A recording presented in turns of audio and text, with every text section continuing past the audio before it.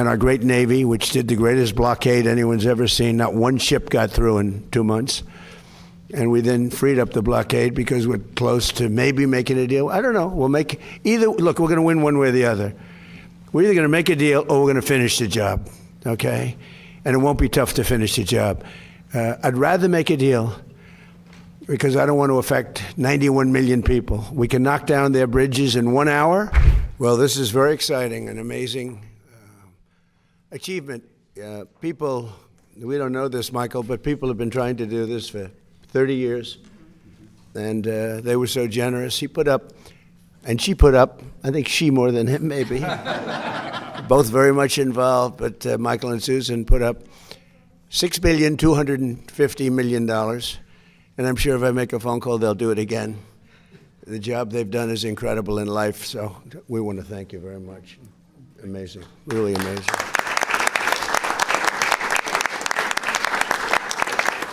And our friend from Micron, by the way, called me on Friday, and he said Micron's putting in $250 million, and he's done a phenomenal job. And $250 million, and many other companies and people are putting up tremendous amounts of money.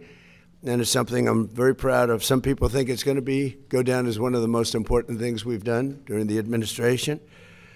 So after a truly historic weekend celebrating the 250th anniversary of America, today we're thrilled to officially launch the Trump accounts. And we had some beautiful people and speeches and tremendous crowds. We had the biggest crowd anyone's ever seen that unfortunately lightning caused it to leave. And everybody said, well, we'll do it another time. When I heard that, I said, no, we won't. Everybody had left. I said, we're not doing it another time. We're doing it on the 4th of July. And we actually started the speech on the 4th of July. We had to wait a little while, like a couple of hours, let the lightning pass. And everyone had left. And we came back, and they had 150,000 people came back from, they took their car. They're going back home to Texas. They turned their car around. They came back. You wouldn't believe it, 150. I think the 150 was more impressive than the 425 or whatever it was. It was pretty amazing. And Mount Rushmore, likewise, was so incredible. So people love our country. Our country is doing incredibly well. Strongest military in the world has been displayed with Venezuela, who we're getting along with fantastically now. We've taken hundreds of billions of dollars of oil and given them hundreds of billions. They have more money than they've ever made. And we're doing very well. We paid for the war many times over. And then Iran, we're doing actually equally as well. We're just not getting the kind of coverage that we should. But we have eviscerated them military. And the bottom line is our country is strong. We have the greatest military anywhere in the world. I was with President Xi 3 weeks ago, and I said that, and there was no argument. Nobody's arguing.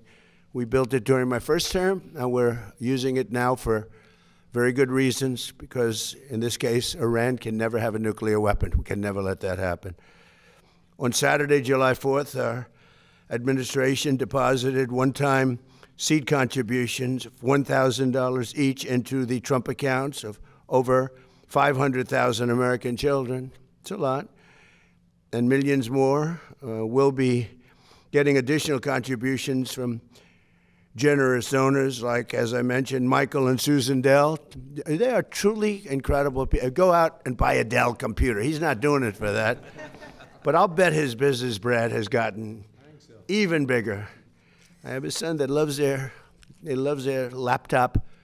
I have to tell you, no, I want a Dell. We're going to get him that money back one way or the other. And then I'll ask for another $6.25 billion. We'll start the whole process all over again. No, he makes an incredible product, and right from the beginning. And Brad Gerstner has been pushing this, so he's a very successful man.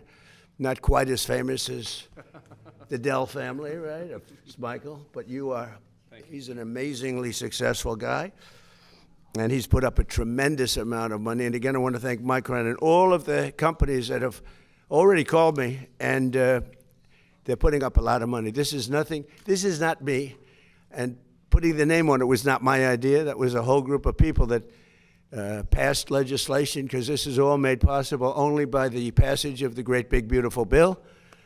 And I knew that this was happening, but I didn't know. All of a sudden, I see my name on it in the bill. but I'm very proud to have my name. They think it would sell. They said, it'll sell better if your name's on. I said, look, leave it on. But I did not. I just want to, I did not ask for it. Michael, is that a correct statement? Did I ever go to you and say, Michael, don't put up the money unless they use my name? No. But I have done that in other cases. I will tell. In certain other cases, I've done that. Right, Scott? But not in this case. This is a very special kind of a thing that took place. It's, in a way, it's a miracle. Nobody thought it was possible. Think of it.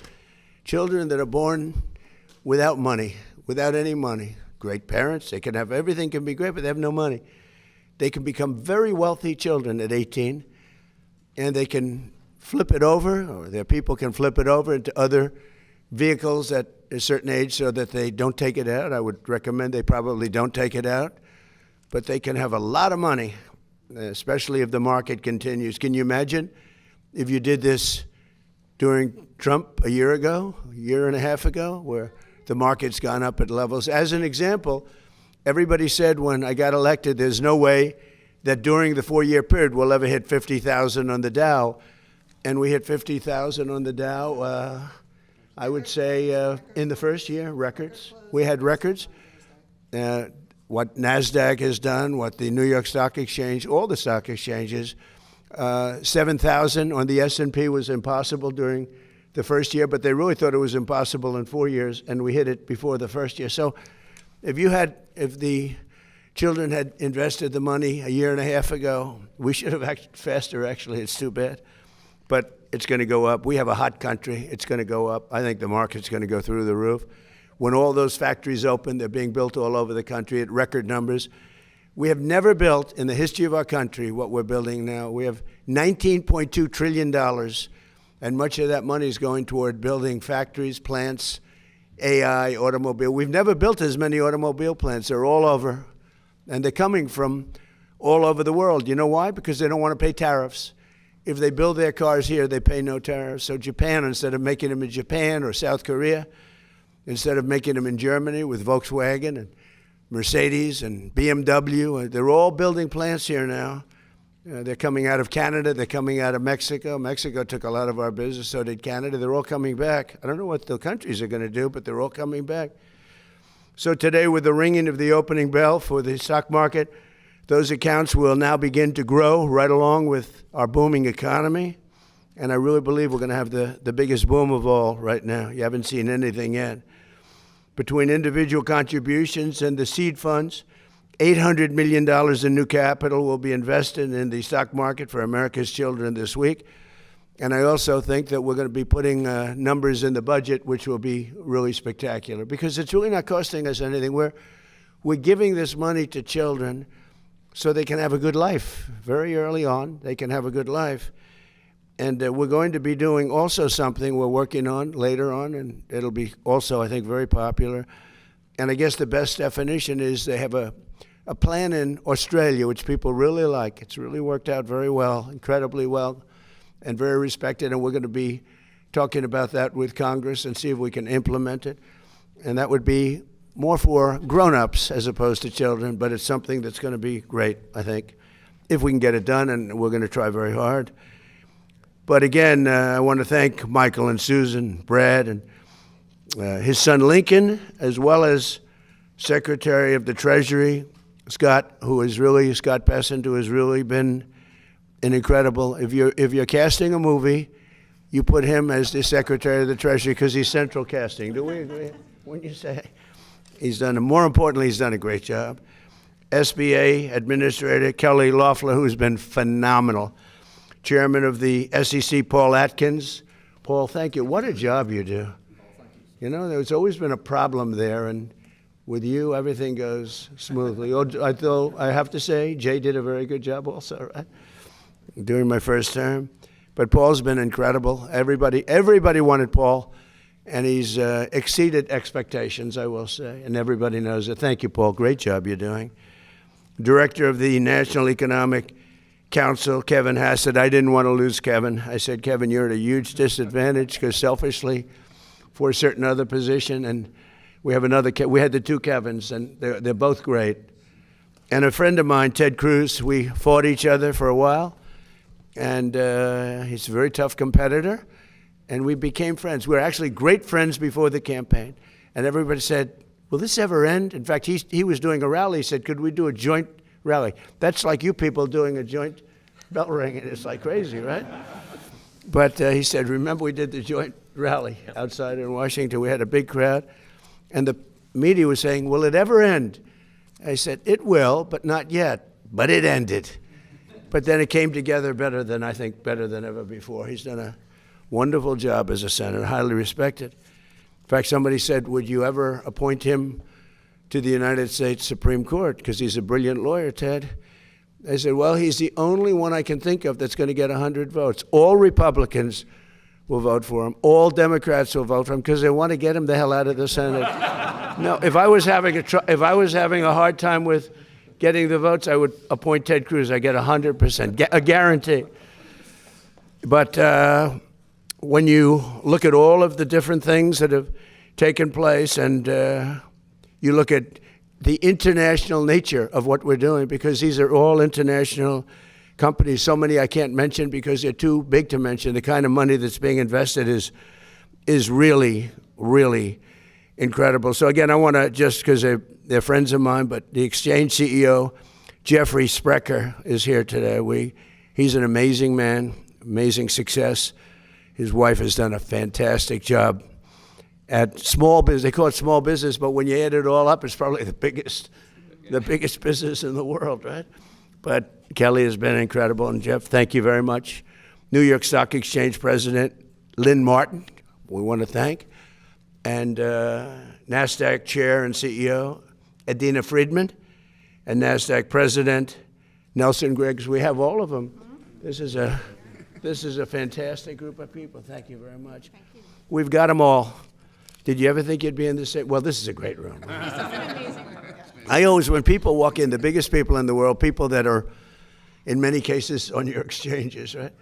They walk in and they look around. They go, oh my God, I can't believe it. I don't want to use names. Larry Ellison walked in. And he said, what? Where am I? This is so, it takes a while. Actually, if you're negotiating, you have people at a great disadvantage because they're all screwed up, you know? It's a great place. I think it's the most important room anywhere in the world. So I thought it would be good to do this here, right? We seldom do that. But this was the first ever joint bell ringing between the New York Stock Exchange and NASDAQ. And hopefully it won't be the last. I think it's, there are a lot of things you could do together that would be good. It's amazing the way you came together, and it was really easy. And they're competitors. But it's a great tribute, I think, to all of you that you were able to do this. It's people are talking about it. The SEC chair, let me ask you, are you shocked that they came? This makes your job, doesn't this make your job a little bit easier? Isn't it nice? Yes, it does. Why can't we do that with Democrats and Republicans? Maybe that's a tougher one. I think that might be tougher. We like borders. We like things that they don't like. But if parents have not done so already, and they are doing so in record numbers, they should go right away to trumpaccounts.gov and sign their child up for a free investment savings account. And again, a lot of people are people that are uninvolved in terms of they don't have the children, but or their children are older, but they're putting millions and millions of dollars into the accounts of poor children, financially poor children. And the parents can't even believe what's happening. So it's an amazing thing. But parents, loved ones, churches, and generous companies and individuals will be able to contribute funds to these accounts to grow throughout the child's life. And again, if we have a good market like we do now, they're going to become actually very rich. They'll have hundreds of thousands of dollars. Think of that. Think of it, a child that has no money can have hundreds of thousands of dollars at a very, very young age. Accounts could grow to be worth numbers that nobody ever thought even possible just 6 months ago before we did this. And again, I have to thank Michael and Susan because they were so proactive. It was really amazing. I just think they're amazing people. So Trump accounts are about giving every American child a stake in America's future and getting some of the upside. and nobody's seen anything like it. And senators like Ted Cruz were at the forefront, and they should be really commended. People have to remember it in the future. It's like so many things I did were so good, and that's only got a 2-year life.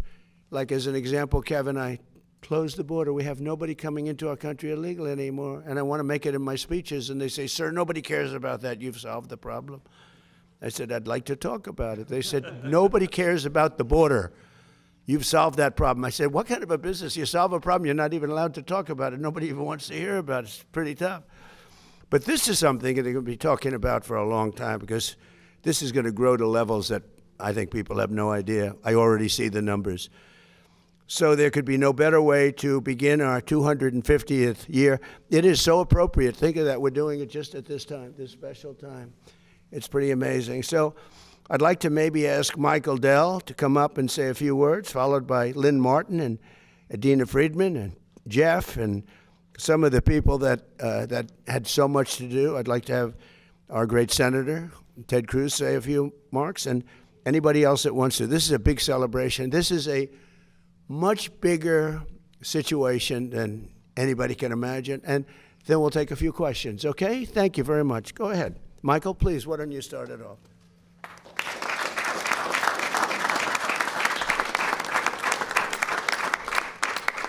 Thank you, Mr. President. Susan and I are very honored to be here as we celebrate the 250th. You know, 42 years ago, I started a company in my dorm room with $1,000. And today, every newborn American child will start their life with $1,000 invested in America's greatest companies, compounding for the future. But Susan and I didn't want the children that were born just before to be completely left out. So we are contributing $6.25 billion, $250 to 25 million eligible American children born between the ages of 2016 and 2024. Invested in America's greatest companies for their future, for their tuition, for down payments, for startup capital for a business. And to every business leader out there who hasn't already joined us, please join us. You know, 250 years ago, our founders, in the Declaration of Independence, which is right there, pledged their fortunes to an idea. Today, we're pledging our fortune to the next generation of children. So to tens of millions of American children, your American story starts now. Thank you. Susan.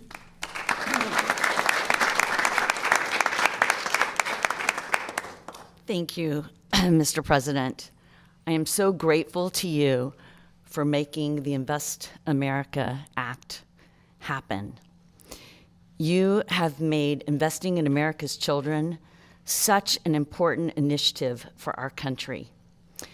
These accounts are a statement of belief in our nation's young people, and believing in our country's children matters enormously. The incredible leaders of our future leaders of our country are the young children that we are raising today. Investing in America's children essentially means investing in our future. It's an investment in America's ability to grow, to lead, and to compete for generations. Michael and I have believed in this idea for a long time, and seeing this become real is fantastic. A child that has a financial account in their own name is a child who has so many more opportunities and hope. And as a mother, I know that every child deserves that. So parents, claim your child's Trump account today. Years from now, your child will thank you for it.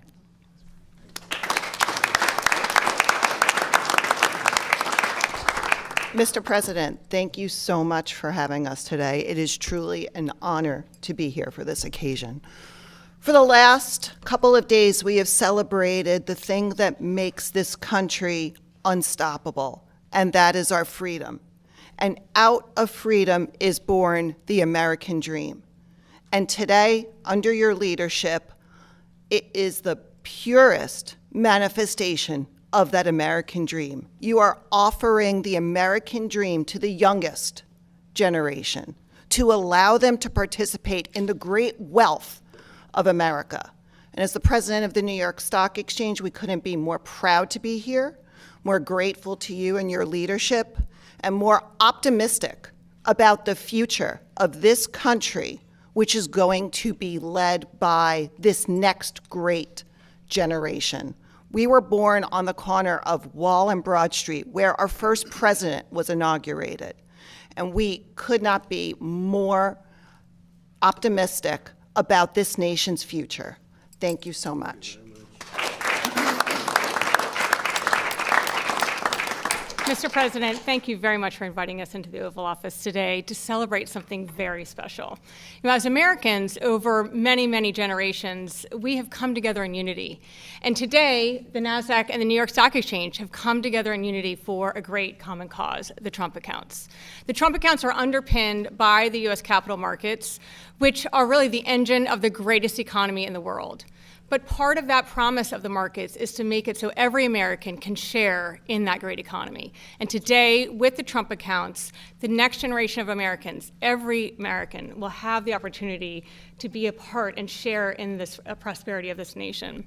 So I want to thank you for your vision, Mr. President, on behalf of NASDAQ and on behalf of the millions of families who will benefit from what you've created. So thank you.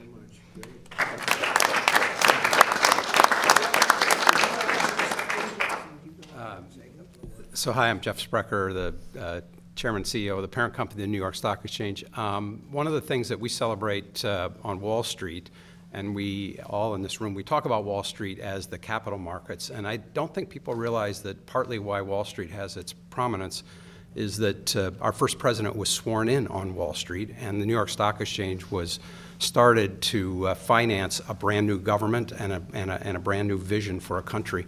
So it's amazing that 250 years later, this president is making that available to all Americans directly. And so it's incredibly fitting in my mind that we're here in this capital, which obviously is no longer New York, to widen the markets for everybody in the country. So thank you, Mr. President. Yeah, thank you.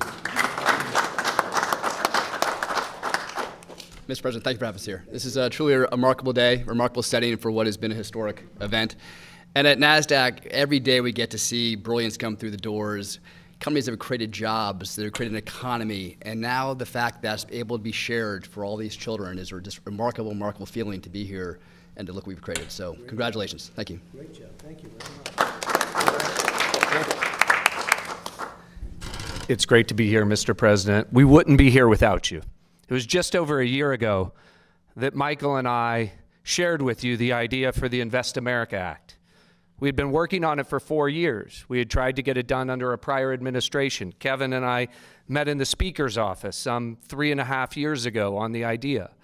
It took this president and his entrepreneurial courage less than a minute to say, this must happen. This is the whole purpose of my presidency, the Main Street agenda, the 70% of people who have been left out and left behind, who feel they're no longer connected to the American dream, and he called the Speaker and told him to put it in the reconciliation bill. That, my friends, is leadership.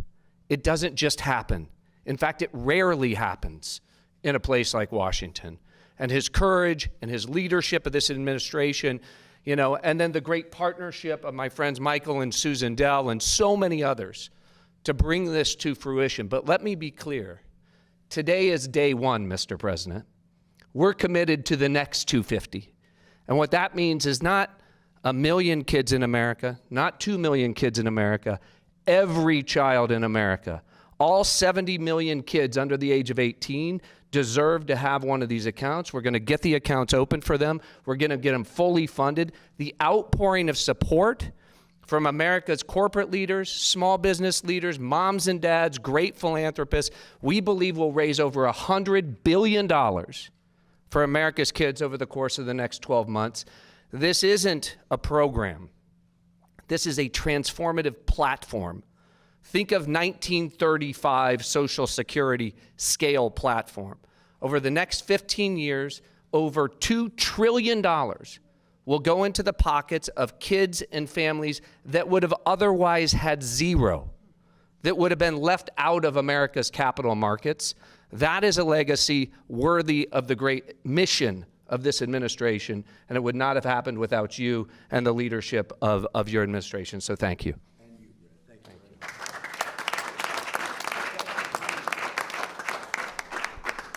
Mr. President, I want to congratulate you on your historic leadership. The document hanging on that wall just turned 250 years old, as did the nation that it created. And the bell that you just rang on the Resolute desk, I believe, heralds in that the next 250 years will be even greater than the first 250. You mean the bell that I'm not giving back? I am not giving back. I think everyone knew you were going to keep the bell. And on behalf of all Americans, thank you for getting rid of that ridiculous red card. This is it was spectacular. There was a reason the FIFA trophy sat here for as long as it did. Mr. President, this program, a second ago Brad made reference to 1935 and Social Security. Trump accounts are in many ways Donald Trump's New Deal. But instead of having government taking care of everyone, Trump accounts are about making every child and every American a capitalist. Every one of our kids is now going to be an owner of the biggest producers in our country. Kids, you guys there, each of you are getting an account. These folks here gave you $250. That's a lot of money that you have right now. And you know what? With that $250, you've purchased a little bit of a bunch of big companies. You know McDonald's? You now own a little bit of McDonald's. When you go to McDonald's, you can look around and say, I own this place. If you get on an airplane and fly, you look at a Boeing airplane, you now own a little bit of Boeing. Can you believe it? You're an owner of Boeing? That is transformational.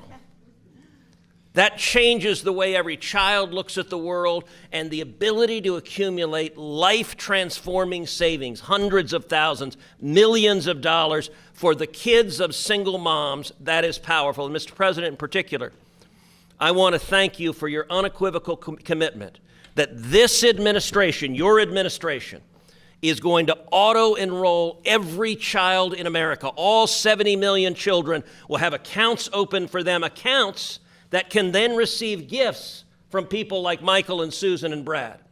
Accounts that, let me say to every parent at home, please right now go to trumpaccounts.gov. Go to trumpaccounts.gov, sign your kids up.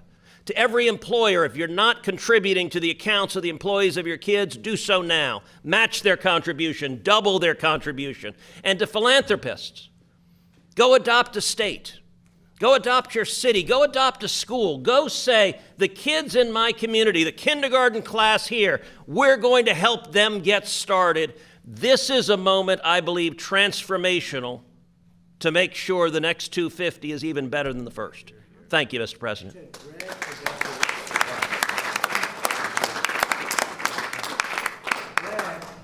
Rich man, he adopted an entire state. Yeah, so I'm from Indiana, and we're going to add $250 following Michael and Susan to all kids in the state of Indiana under the age of 5. Ray Dalio in Connecticut. We have lots of philanthropists. They're adopting states, cities now.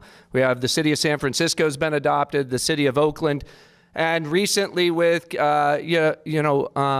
with Katie, we've adopted a school in the city of Durham. We've adopted a Boys and Girls Club in Philly. We've adopted, a Big Brothers Big Sisters in Newark, New Jersey last Wednesday. And it's all to show the country the art of the possible. When you create an open source platform, Anybody can give to anybody. These accounts have a QR code in them, and somebody sends you the QR code and you just double click on your phone and money goes into the account. Thank you to Joe Gebbia and the National Design Studio for their incredible work on the accounts. Thank you.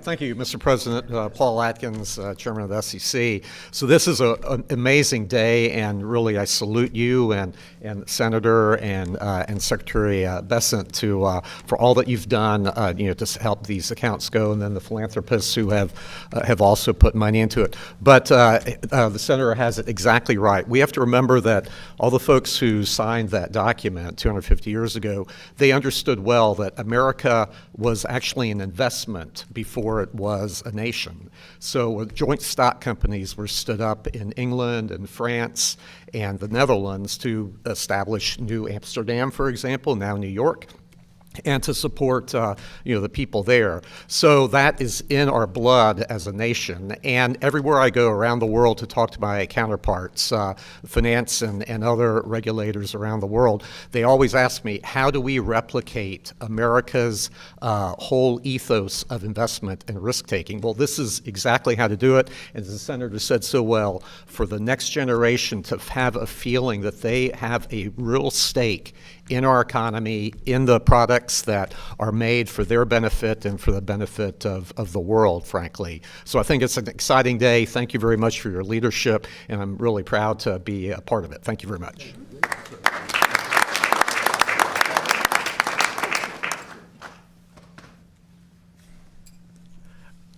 I'd just like to add a couple things. There have been so much wonderful things that have been said, Mr. President, about what you're doing. This is absolutely transformational. I'd like to tip my cap to Secretary Bessent. His staff originally told him when this idea was floated that it would take a year or two. And Scott said, no, it's got to be the 4th of July. And they delivered. I'd like to thank the designers of the app, because every kid, as Scott arranged and as you were key to discuss, every kid can look at what firms they own. So it's not just going to say S&P 500. It's going to be you have a little bit of this, you have a little bit of that. And so we believe what it's going to do, sir, is connect America's youth to our vibrant economy in a way that's never been done before. So thank you very much.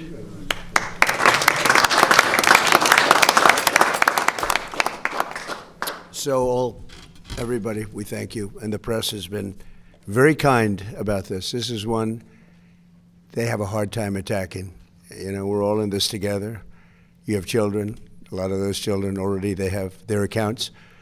We're going to see tremendous money come in from wealthy people and pretty wealthy people and very wealthy companies. And I'm getting calls from everybody to put money in. And they're going to put tremendous numbers of dollars in. And these children are going to have actually accounts. They're going to learn about finance a little bit. They can watch it. We're going to all watch it grow together. And we're going to have a whole different planet when they turn 18. It's going to be a lot different when you turn 18 and you have no idea what's going on and you have no money and no hope. Yeah, they're going to have great hope. It's the American dream. It's a big part of the American dream. So, again, Michael and Susan and Brad and everybody that has worked so hard, it's an honor to be. This is truly an honor to be involved in something that's pioneering, but really not, because for so many years, I said for many, many years, decades, they've tried to do it. They've never been able to pull it off. So I just want to thank all of you guys. And I think it's such a great tribute to come together. Some people said, no, there must be a mistake. You mean you're having separate meetings? I said, no, just watch at 9:30, right? So it's a great honor, and thank you for being so fair about it. So we'll take a few questions, please. Yeah, please. Mr. President, Vladimir Putin, shortly after speaking to you on July 4th, struck Kyiv and killed innocent civilians. Why isn't he feeling any pressure after speaking with you? Well, I think he does feel pressure. He wants to end it, and Ukraine wants to end it. And we're in talks, and we'll see if we can get it ended. It's a terrible thing. I ended 8 wars, and this was, in my opinion, going to be an easier one because I know both heads. I didn't know most of the heads. I did India, I did Pakistan, I did others. That could have been a real bad one. Nuclear. That was going to be nuclear. It could have been, as the Prime Minister of Pakistan, could have been 40 million people would have been killed, maybe 50 million. They had shot down 11 planes. It was raging for 4 days, and I got it stopped. And I did that, but this is one that I think we're getting much closer than people realize, and President Putin wants it to end. I will tell you that very strongly. A good call. And President Zelensky actually wants it to end now. And we're going to be going to NATO, and we're going to be talking about it. And I think we're going to get it. I think we're going to get it ended. It's been a terrible situation. Think of this: 25,000 people 2 months ago. 25,000 people were killed. 1 month, soldiers. Last month set the record. 36,000 people were killed in 1 month. Young soldiers, they go off to war and they're dead before the first weekends. It's drone technology. Michael, who would have thought that drones would have become such a factor? And they're killing machines. It's amazing. It's amazing. You hide behind a tree and it goes and gets you. And I've seen scenes that I don't want to see. I don't want you to see them on that battlefield. You know, you hear about the Civil War, you hear about all of these different terrible wars, but this is really horrible. So I had a very good call, and I think we're getting close to getting it done. Mr. President, on the economy, there's been a refocus, it seems, in June to talk about your economic policies. When do you think that message will change the perception of Americans related to the economy? Well, I think people know. Look, oil is now at a level that it was, I think it's even lower on a barrel basis than it was before we started. We've gotten concessions. Now, they have to hold those concessions, but there'll be no nuclear weapon. We're going to be getting the, as I call it, dust, the enriched material, nuclear dust, I call it.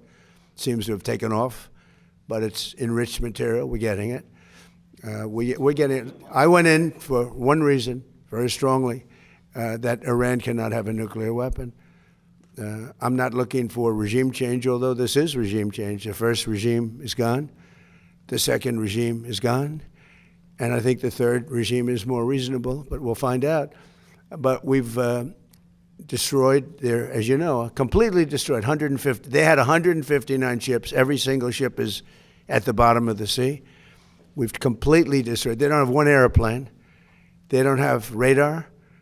You know, one of the reasons we kept the oil down, because a lot of people said, Kevin, and a lot of people were saying that oil could go to $300, $350 a barrel, but one of the reasons that prediction wasn't right is we were taking out on average of 10, but sometimes less, sometimes more. 3 weeks ago, we had a night, 22 ships came out of the Strait, and the famous Strait of Hormuz, nobody ever heard of, but that is some big money machine, I'll tell you what. When you look at the numbers, Michael, that makes everything look small. No, wait.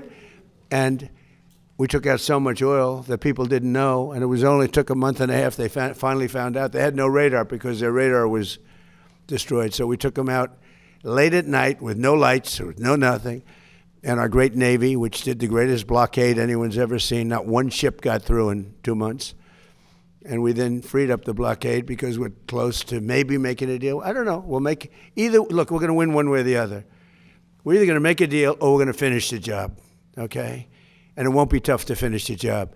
I'd rather make a deal because I don't want to affect 91 million people. We can knock down their bridges in 1 hour. We can knock out their energy supply, all of those big plants that they built, big, beautiful, modern plants. They had a lot of money. They don't have any money now. We haven't given them any money. But we can knock out their electricity and power generating plants in, I would say, a small part of an afternoon. Every plant will be gone. And they know that. They know that. Please. Daniel, go ahead, please. Go ahead, please. Thank you so much. No, right behind you. You know why? He's a friendly voice. Go ahead. I wanted to thank you first and foremost for the Trump accounts. You see? That's what I call a reporter. He's actually a great reporter. So he'll directly benefit from the accounts. Good. Thank you. Fast forward 18 years from now, and a lot of these kids kids are 18, maybe look at the Trump accounts and they see hundreds of thousands of dollars, what lesson do you hope they'll walk away from and think about you regarding this program? And do you think this will go down as one of, if not the signature policy achievements of your I hope so. I think it will. I really believe it's going to be one. I think we've done a lot of great things, but I think this will be one of the top. It's going to teach children to be entrepreneurial as opposed to the threat of communism that you're seeing a lot. This is not social democrats, by the way. That's a beautiful, we're social democrats, they say. They're not social, they're communists. They want to destroy our country. We're not going to let that happen.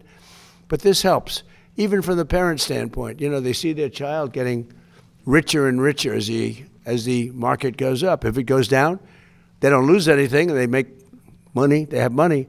But if it goes up, they could become actually rich.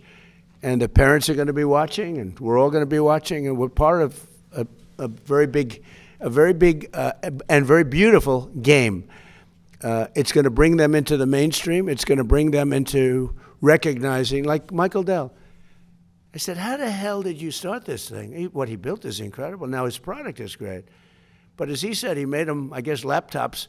He made a better laptop on his bed in a dorm than they sold in the store. So he started selling them, I guess, probably during college. I don't know where the hell you started selling them, but you sold a lot of them. And it just cascaded. And then his greatest deal was he met Susan, and she probably guided him beautifully. That was probably his most important thing. And they have great children, great everything. But, you know, it's a beautiful story. Think of it. They gave $6.25 billion. And there's a rumor he's giving more. I don't know if it's true. I'm not holding him. I mean, it's hard to say, hey, how about doubling up, right? But think of that. And started with no money. He had a great brain, which is, you know, that's better than money, I think. But, you know, it's like an amazing story. And that can happen with other people. Maybe not to that extent. Maybe there could be a few to that extent, but not to that extent. But that can happen with some of the people here, some children living in poverty. It can happen. And now they have a real chance. It's a big thing. It's a big thing. Yeah, please. I wanted to ask you, can you describe your phone call with Gianni Infantino about the red card? And Belgium is appealing the decision. What's your reaction? You're asking me about the whole soccer thing? So, yeah, I did. I spoke to Gianni, who's highly respected, who's produced the most successful World Cup in history by, they say, 4 times. This isn't just a success. I actually said, Johnny, we've got all these games. Each one is turning out to be a Super Bowl. And we have all these games. You know, when you think of it, every game is like a Super Bowl. Yes, I watched last night. What a game that was with Mexico and England.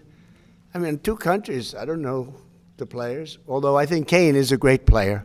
See, I played golf with him, and I like him a lot. He's a good golfer. But he's really great. But I watched, and no reason for me to watch, and you couldn't take your eyes off the game. Because I said, Johnny, you know, you have all these games, because they added games. In a country where really it's not our main sport, to put it mildly. And this has been 4 times more successful. He told me last night, the numbers are 4 times greater. They think 50 or 60 million people are going to be watching the game tonight. I mean, you know, this is getting to be Super Bowl numbers. But you have a game tonight, and they think they're projecting a minimum of 50 million people watching a game. We call it soccer. It's called football, I guess, but we can't really call it football because it gets there's a little confusion. So yeah, you call it soccer. We're the only ones that do that, but we have football, and football's great. But I've never seen anything like it. So I saw the play, and I'm a person that loves sports and was a good athlete, and I understand sports really well, really well. And that wasn't a foul. That wasn't even an infraction. That was 2 guys running full speed that happened to crash into each other. You can't take your foot and properly place it on somebody else's foot when you're going, no, these were 2 great athletes that got tangled up, and this referee, who is a little bit suspect, if you check his past. I don't want to say that because I don't like to create controversy, but very suspect. If you'd like, I'll provide you with the past. he made a call that nobody could believe. You know, even people on the other side, they say, oh, we got lucky. Wow, that's... And it's very interesting. They say they don't show them in slow motion. And I never realized that. I never heard of that before. That they're not allowed to review in slow motion because it's so different. Because you'll take one little quarter of a second and you'll see that a hand is touching a neck or you'll see something. Whereas when you see it in fast motion, it will look like two guys collided, which is really what happened. They got sort of entangled. He didn't do anything wrong. And he's our best player or one of our best players, a very vital player. And he gave him a red card. I didn't know what that meant. I didn't think it meant much. Then I started hearing that that means he can't play in the next game, at least in the next game.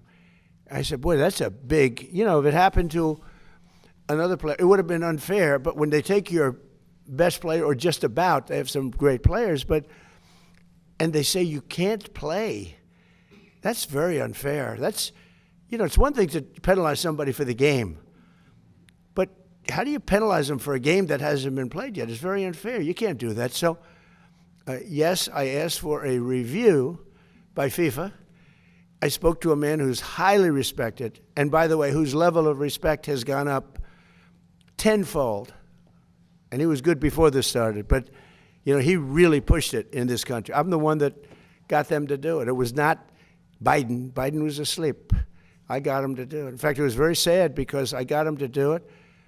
And if the progression was normal, I would have been retired now. The Democrats are saying, man, we should have just let him have his way. We would have had him gone. But I said, you know, the saddest thing is I got the Olympics and I got the World Cup. I tried to claim 250 years too, but that didn't work. They said, that one is what it is. No, I tried, but it didn't work. But wait. So I got him. I was so proud of it. And then I realized, you know, I wouldn't be president during that because I would have been out of office by that time. I felt badly. The beautiful thing about what I did is I ran. I never thought of it. And then all of a sudden I realized, you know, I just got the Olympics, and I totally got that myself. And I just got FIFA. I got that myself. We gave a little piece to Canada, gave a little piece to Mexico. I got that myself. And a lot of people helped, like that man right there, Kevin. A lot of people, you know that. We worked hard on that, and we got it. But what we didn't know is how successful it was going to be. I didn't know. I said, Johnny, is anyone going to show up? Because, you know, we're not really, I think soccer's doing much better, but I couldn't imagine. If you would have said to any very smart of these, like people like this, that the numbers they're doing now would be happening, they've never seen anything like it. Think of it. Take the most successful Olympics or the most successful FIFA, and you look at what's happened. You look at the numbers for this in the United States, just compared to FIFA, and it's numerous times more. It's not like 10% more, 2% more, 5% more, which is more expected. It's like 4 times more successful than anything they've ever done. In fact, I said to Johnny, let's do it again next time. And he said, that would be hard. I said, no, you do it again. But at the same time, you give it to somebody else for the next one. I don't know. It's a little crazy idea. But all I did, I asked for a review because I didn't think it was a foul. And, you know, again, I'm good at this stuff. I didn't think it was a foul. I thought it was 2 great athletes that crashed into each other and got entangled. That was not a guy punching somebody in the face or anything that, you know, would be different. And I think it's a terrible, if they wouldn't allow, you know, a top player, maybe the best, maybe among the best players on the team to play, I think it would have had a big stain. And I related just that feel. I didn't tell him what to do. I can't tell him what to do, but and I don't believe he made the decision. I think it was a committee that made the decision. And they made the right decision because, number one, it wasn't a foul. And you want to see a game with your best players. You don't want to say, how would you feel if I took, we take Messi out? Look, you know, he ran into somebody. Or we took Ronaldo, you bunked into somebody, we're going to take you out of a game. He's great. Or Harry Kane, we're going to take you out of the game, Harry, because you happen to hit somebody a little bit harder than you can't do that. If you would have taken him out, I think I think it would have really stained this incredible champion. We got to have our best players, and Belgium's got a great team, by the way. We got to have our best players, and they have to have their best. And if we win or we lose, it's fair. Otherwise, let's say we lost him and we lose the game. It would be a terrible thing. So I think they made a really brilliant decision. I think the referee's call was horrible. And nobody talks about that. They talk about the red card like it's fine. Nobody talks. The referee's decision to red card. I didn't know what the hell a red card was. When I found out, I said, you got to be kidding. This guy just hands up, okay, your best player is not going to play next week or in the next game. I said, wow, that's a lot of power. That's terrible. But then I looked at his past, and it wasn't so great. Okay. Yeah, Mr. President, are you going to talk to the Belgian Prime Minister before the game? I didn't think of it, but I would. He's a good man. But is your responsibility? I will tell you this. The people in Belgium, if they win the game, they can be very proud. If they would win the game with a player missing, it would have been a different feeling. You can't do that. And I'm very glad. All I did was ask for a review. I didn't say, you have to do this. This man is a smart, tough man, Gianni Infantino. He's a smart, tough man. And his stock has gone through the roof because the job he's done has been great. And I feel we have to have all the best players on the field. You can't take the best players. Yeah, please. Go ahead.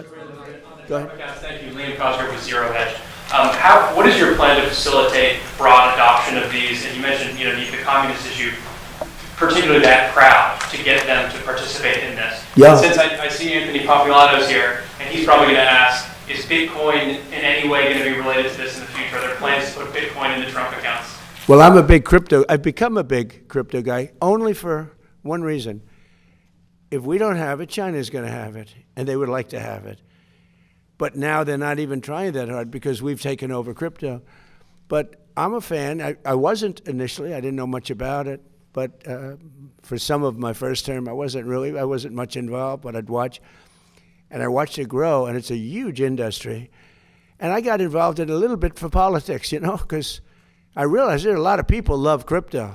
And even me as a businessman, I'd see a lot of money starting to come in with Bitcoin and, the different forms. And I said, this thing's got a lot of life. And then I hear China was going to make a heavy move on it, just like they do for AI. By the way, we're leading China substantially in AI, by substantial. And one of the reasons is when they build these big plants, I allow them to build their electric generating units, whether they use nuclear or oil and gas, whatever they want to use, they can use, except wind. We don't allow wind. Wind is terrible. It just doesn't work. It's too expensive, no good, bad for the environment. But and they're building their own plants with some of the greatest electric producing plants that you've ever seen. I mean, they're teaching the companies that produce electricity, they're teaching them how to do a plant. So that was my decision. That was my idea, because we have an old grid. It's tired. It's old. It would take years to fix it. And now we're actually taking the excess energy that they make. We need more than double the energy. If you take all of the electric that we have now, you need more than double it to power that industry, which is so shocking. When I first heard that, I said, no, you mean like a little, I couldn't believe that, Jeff. I heard more than double. So all the electric we make for everything to power that one industry. Now, with that being said, it's a massive industry, and it's going to be for good. I mean, look, we're going to have guardrails, and we have guardrails. You saw that a couple of weeks ago. We were able to stop something that we didn't like. And by the way, the company was very good. They were very good. You know that. But it can be used for tremendous good, and mostly good and some bad, and the bad we have to stop. But it's a massive industry, and I think things are going to happen. What you're seeing here with the kids, I think something could happen in that regard too, with a contribution to the people of our country. I'll give you a little inside information. Am I allowed to do that? Well, we have Paul. Am I allowed to do that? That's a little inside information. You understand? Scott, you know what I'm talking about. No, I think you're going to see a contribution made by those, because they're making tremendous amounts of money. They're also creating tremendous, the things that are happening in the world of medicine because of AI is not even believed. I'm friends with many doctors because of, what I'm doing as president, and I've become very friendly with a lot of them. They're great. They're great as long as they tell me I'm healthy, okay? When they tell me I'm healthy, so far so good. Where's a piece of wood? But a couple of them got together last week and they said, we can't believe the progress that's been made in disease. Things that they didn't think would happen for 10 years happen in a matter of minutes, a matter of seconds. So that's going to be used for good. But we're leading China by a lot. We're leading everybody. Crypto's the same thing. If we didn't do it, China would do it. It's a massive industry. And frankly, when I went very pro-crypto, as you know, Biden was totally against it, but he has no idea what crypto is. He had no idea. He didn't have a clue. But they were very violently against it. They were putting people in jail. What they were doing to the crypto was horrible. It's amazing it survived that onslaught. It was a weaponization of government. So when I went very much for it, and I think I got 100% of the vote. But what happened is, I think it was 100 million people. That's a big industry, and that means some pretty good things. But what happened is Biden then, after he was getting killed, he was down so much, all of a sudden they became pro-crypto. And their head of the SEC was horrible, unlike Paul, who's really good. No, I mean, he's the best man for the job. Everybody wanted him. But he was horrible. What he was doing to the crypto, they were putting people in jail. Oh, you know that better than anybody. Good people, great, prestigious people. They were putting them in jail. And I said, you got to be kidding. And they were trying to destroy the industry. Okay, ready? So now I'm killing Biden. I'm winning by so much. And all of a sudden, he becomes totally pro-crypto. They dropped all investigations of everybody. They allowed people to come out of jail. And every time I see a crypto guy where they dropped an investigation, I said, you're lucky I'm president, because I don't know if you know, the Biden administration became totally pro-crypto that last couple of months, because they were getting killed. Because crypto has a tremendous audience. So yeah, I'm very much for crypto, because it's not a question of a personal thing. Because I let my kids do whatever the hell they do, they can do. I don't ever talk to them about it. I'm allowed to, I think. I'm allowed to, but I don't bother, because this office is a much higher calling. So I make, as president, the president of the United States get essentially $2.5 million for 4 years, right? Wait a minute. It's spread out over a period of 4 years. It's about $2.5 million. I waived my salary. Now, I figured, because we've had other wealthy presidents. We've had Kennedy, and we've had FDR was very wealthy. Teddy Roosevelt was wealthy. And one of the wealthiest, believe it or not, was George Washington, who wasn't in the White House, but there are pictures of him surveying this ground. He's the one that sort of picked the location. I think he made a good choice. He picked a good location. But George Washington had 2 desks in his pre-White House. One was, and they were right next to each other. One was for business, and one was for the presidency. He had 2 desks in the same room. And so you're allowed to, but I choose not to. I don't talk to my kids about, this stuff. But I will say this, to me, cryptos are very powerful. A lot of people are using it, Bitcoin. They're using it at levels that I don't think anybody understands really how powerful. And if we didn't do it, China would do it in a minute. And if we let our guard down on AI, if I didn't come up with the idea for electric plants, producing plants, they become a utility. Basically, these guys producing, you might as well put them down. Paul, I think you should mark them down as utilities, because frankly, in many ways, I'm more impressed by their electric plants. And they're building them on top of the buildings, alongside of the buildings, standalones right next door. But you have to see some of the electric producing, the generating plants that they're making, nobody's ever seen, because they're brilliant people. And it's a fantastic thing. But if I didn't come up with that idea, maybe somebody else would have. I doubt it, because it's too simple. I mean, it's such a simple idea. Do you know that your friends, Michael, when I came up with that, and I told Mark Zuckerberg, I told Bezos, I told all of the people, AI, Sam, Elon, I told them all, I said, no, I'm going to let you build your own plant, and I'm going to get you fast approvals. They thought I was kidding. They said, and they would submit plans without an electric plant. And I'd get calls from Lee Zeldin, who's a star, environmental, fast approvals, good approvals, but fast. And I call up and say, sir, these plants are not taking advantage. And I call them and say, why aren't you producing? They said, we thought you were, every one of them, they thought I was kidding because they can't believe it. Number one, they can't believe that they're approved in a period of a matter of weeks, because if this was somebody else, it would be 20 years before. They're all under construction. We do rapid approvals. And some are nuclear plants, because nuclear is now really hot and safe. You know, I was not a huge proponent until 2 or 3 years ago, and then I saw what my uncle was a big nuclear guy at MIT. He knew nuclear better than anybody, I think. Anybody in the world, probably. He was the smartest guy. He was at MIT, the head, for 41 years. And he said to me one day, he said, you know, nuclear is going to be the most important thing, but it's also got to be watched. It's got to be watched very carefully, because it can build the world, but it can also destroy the world. He said that. I said, Uncle John, that was a long time ago. But he was exactly right. He called it exactly right. But what they've done with nuclear in terms of generating energy is absolutely, you know, a submarine can run at full speed for 30 years without having to refuel. The only thing it has to do is come up every 90 days for food. They can't solve the food problem. But think of it, a submarine, without having to gas up, can run for 30 years at full speed without stopping. I mean, who would believe a thing like that? But fortunately, we have the best technology and we have the best submarines. It's something we lead the world in by 15 years. Any other questions? Go ahead, please. Thank you so much, Mr. President. What? I said thank you so much, Mr. President. Jennifer Schonberger, the Auto Finance. On the Trump accounts, SpaceX president has said that she's going to donate shares to the Trump accounts. Have you spoken at all with Elon Musk about further share donations, as well as other corporate I speak to everybody. about share donations? Yeah. Look, I'm like a cheerleader for geniuses. I love geniuses. I love high IQ people.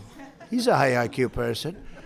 I love high IQ people. And I speak to Elon, I speak to Mark, I speak to Jeff, I speak to everybody.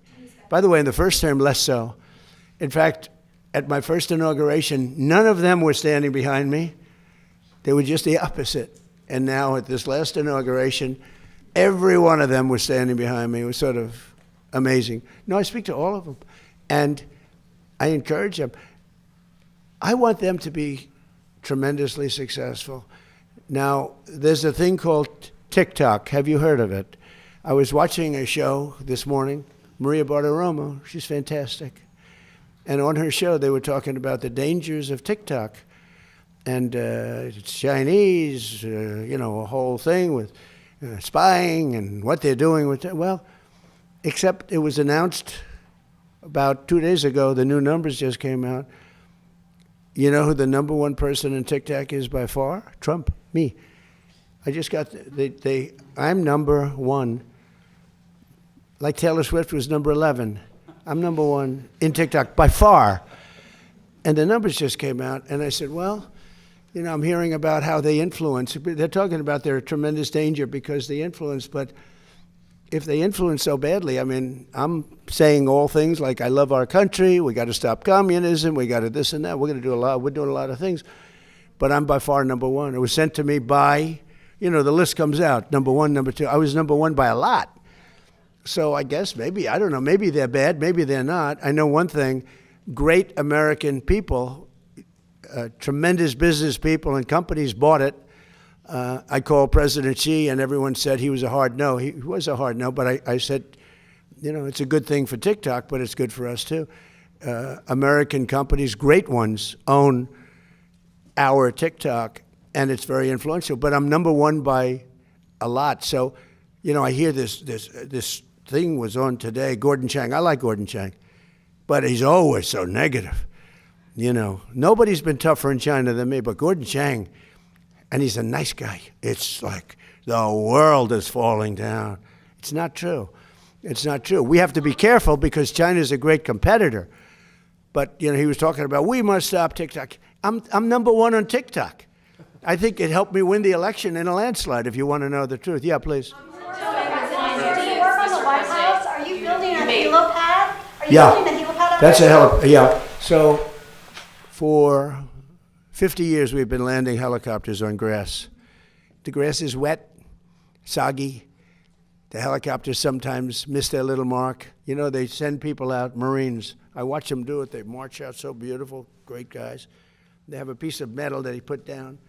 And except for the fact that these pilots are so good, they almost hit the mark all the time. But sometimes they miss. They're half the size of this desk. Think of it, you're landing a big chopper. But, you know, years ago, and they just got produced, but during my administration, they ordered brand new helicopters, the big ones, the ones for President. It's called Marine One. And our other Marine ones are about 40 years old. They're old, like Air Force One. You know, it's time to make a change. And other presidents wouldn't do that because they think it's not good to make a change to luxury, but you got to do it. You know, other countries have them. So Sikorsky we ordered a number of Sikorskys as the helicopters back and forth. Well, they're about 2.5 times more powerful than the old ones. And when you land on the grass, it's not that the grass gets discolored, it gets ripped out. And it was all over. They landed it once, and nobody planned for this. This was a little bit of a planning mistake. So they landed the helicopter, and half of the grass was sitting in front of the Oval Office front door. The rest of it was scattered all over I mean, literally, it didn't singe it. It also singed it, by the way. But it literally lifted, because of the power. It's tremendous. And everybody said, well, we'll keep using the old helicopters when we have to land at the White House. And for everything else, we use the new helicopters. They said, that's a pretty expensive deal. You wouldn't do that for your company. You'd figure out an answer. So I said, because I have helicopters, and 3 of them. And I said, because they've been great for my business. I think they're incredible. So Sikorsky 76, right? And I always was lucky. I always got helipads. Other people don't. Very hard to get. The hardest thing to get is a helipad. Okay, there's no harder zoning thing to get is a helipad. And I had like 7 of them at different places, so I could go around by helicopter. And I said to the people, have you ever thought, these are generals, Air Force generals that are brilliant, and you know, you get used to a certain thing. They'd bring out the metal, but this was, now the metal didn't work because the power of these helicopters is so great it ripped up the grass, right? So I said, has anybody ever thought of a helipad? Because I build them, and they go quickly, and it solves all of the problems. So he's laughing. It's true, right? It's crazy. So it was funny. I said, has anyone ever thought of a helipad? I had like 6 generals in front of me. And they're going like, wow, that's a good idea. You know, it's like the paperclip. It was such a simple invention. Probably he says that about a laptop. To him, it's a simple thing. To other people, wow. But the paperclip. 200 years ago, a gentleman came up with the idea for a paperclip. And he made a lot of money, became very rich. Not as rich as Michael Dell, but rich in those money. And what happened is everybody was jealous. They said, why didn't we think of this? Same thing with a helipad. So now we're building a helipad, beautiful helipad. And it's got the seal of the White House on it in granite, in carved granite. It's really a beautiful thing. And I'll tell you, Sikorsky is paying for it. You know why? Because they didn't tell us how powerful these helicopters were, and they felt a little bit guilty. They sold us I like power, by the way. I think it's great for a helicopter. But they probably, I don't know, they felt a little guilty. And they are paying for the cost of it. It's about $5 or $6 million. They're paying the full cost. And when I heard they were paying the cost, I went out and said, let's do a beauty. Let's not just do a piece of concrete and paint it white, which is why I just put beautiful concrete, nice, and we paint it white. This one is a beauty. It's got the seal of the White House. It's beautiful, the eagle. And it's carved out of granite. It's done by some of the most talented people you'll ever meet. And you're landing on granite, which is the strongest stone that we can, like the outside walk is black granite. That's 35,000 pounds per square inch. It's got a 1 million plus lifetime. It's the strongest stone there is. And that's being used out there, and it's going to be, I think, really beautiful. And you can see the size. It's going to be beautiful. And it can be used for other things when helicopters aren't landing. You can have other things out there like events. You could have news conferences literally on it because it's the right size. So by doing this, we solve the problem, and we'll be able to finally retire 45-year-old helicopters. Okay, how about one or two more and we'll get out? Go ahead, please. Millions of American soccer fans are obviously very happy, but what do you say to the critics who say this starts a precedent which other powerful leaders? Well, I don't know. I mean, I can only say this. I had nothing to do with the decision. What I did have to do is, I said, I think that should be reviewed because I watched the play, and he didn't do anything wrong. You know, got to look at, by the way, if he did, I'd feel differently probably. If he punched him in the face, if he did something wrong, I thought you're young, wonderful basketball player, Caitlin, I thought that she was treated rather rough, if you want to know the truth. That was a much different kind of an event. That was a pretty bad event. But in this case, he didn't do anything wrong. Two people ran into each other. And by the way, if you look at that game, there were 10 instances where it was much rougher than that. So I think it starts with the fact that it shouldn't have been a foul. And then you have to look at the person that raised the card, and that's up to you people. You look at. But I didn't think it was very good because it was not good. And I think that Johnny is brilliant at what he does. And I think they made, I don't think it was his decision. It's a big committee. And after reviewing it, I think they said, look, this game would have a big mark on it.